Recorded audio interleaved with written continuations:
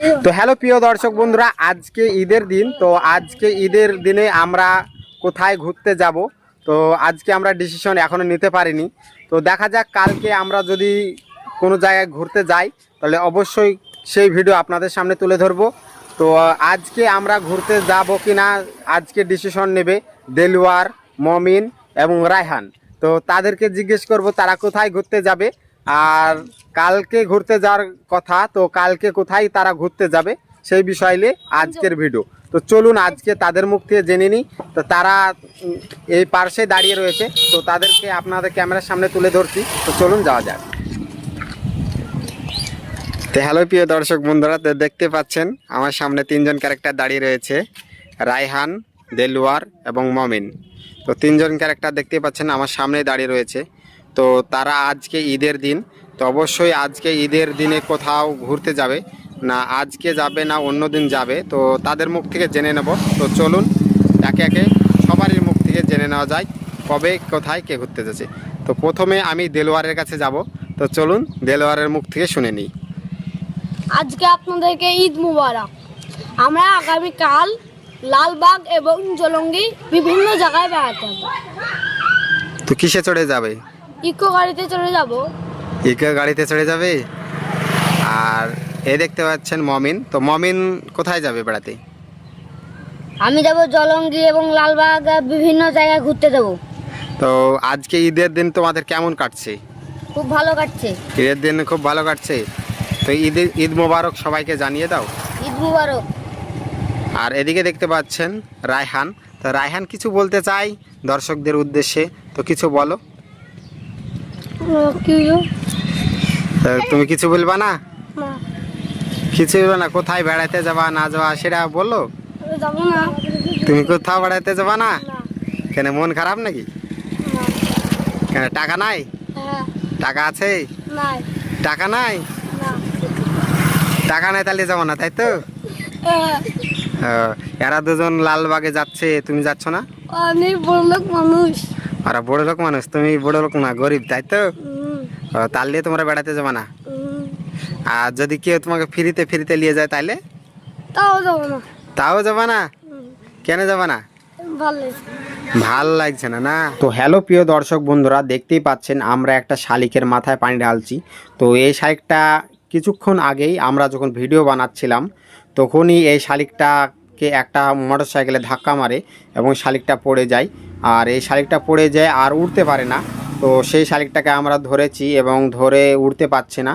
তো তার জন্য একটু পানি দিয়ে মাথায় পানি দিচ্ছি যেন শালিকটা সুস্থ হয়ে ওঠে। আর শালিকটা সুস্থ হলে আমরা তাকে ছেড়ে দেব। তো শালিকটা সুস্থ হওয়া পর্যন্ত আমরা তাদেরকে একটু যত্ন করছি, মাথায় পানি ঢালছি এবং শালিকটাকে সুস্থ করে তোলার চেষ্টা করছি। আজকে দেখতে পাচ্ছেন একটা শালিক একটা গাড়ি অতিরিক্ত স্পিডে চলছিল, আর সেই গাড়িটা ধাক্কাতেই এই শালিকটা সঙ্গে অ্যাক্সিডেন্ট ঘটেছে। আর সেই কারণেই এই শালিকটা আর উড়তে পারছে না। তো সেই শালিকটাকে আমরা সুস্থ করে তুলব এবং সুস্থ করে তুলে তাকে ছেড়ে দেব। তো চলুন, আমরা শালিকটাকে প্রায় সুস্থ হয়ে এসছে, তো শালিকটাকে ছেড়ে দেব এখন আমরা।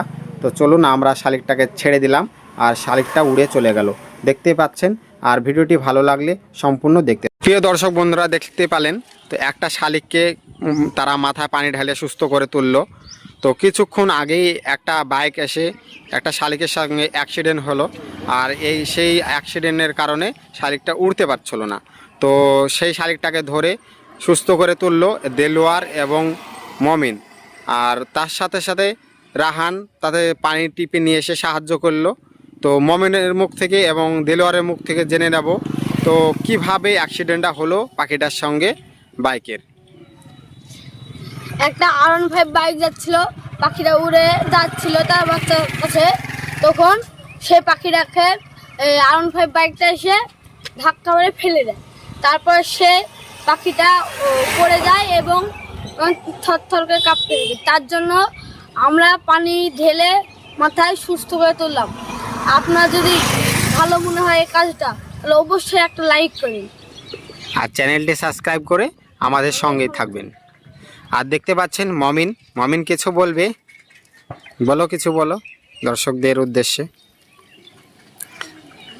তো ঈদের দিন তুমি কেমন আছো এবং বলো। আমি খুব ভালো আছি। ঈদের দিন তুমি খুব ভালো আছো। হুম। আর এই পাখিটার ব্যাপারে তুমি কিছু বলো, যে পাখিটাকে যে অ্যাক্সিডেন্ট করলো গাড়িটা এসে, তো তাকে কিছু বলো তার উদ্দেশ্যে।